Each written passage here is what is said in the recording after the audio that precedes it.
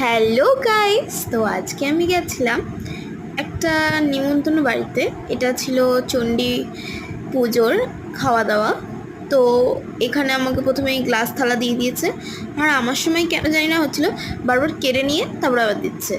তো যাই হোক, এই যে আমি নিয়ে নিলাম আমার গ্লাস আর থালা। তারপরে দিয়ে দিয়েছিল আমাদের পোলাও।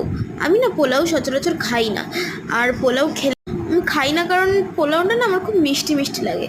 কিন্তু এইটা খুব টেস্টি পোলাও ছিল, মানে এটা কোনো মিষ্টি ভাব ছিল না। আর তার সাথে দিয়েছিল আমাদের আলুর দম। আলুর দমটা আমি প্রথমবার খেলাম এরকম, পোস্ত আলুর দম টাইপের আমার লাগলো। খুবই সুন্দর, খুবই টেস্টি খেতে ছিল। এরপরে চাটনি ছিল, আমি চাটনি খাইনি, আর তাই জন্য পাঁপড় দিয়েছিলাম, পাঁপড়টাও খাইনি। আর এরপরে নিয়ে নিয়েছিলাম আমি পায়েস। তো তো তোমাদের যদি আমার ভিডিও ভালো লেগে থাকে, like, comment, share and subscribe. By.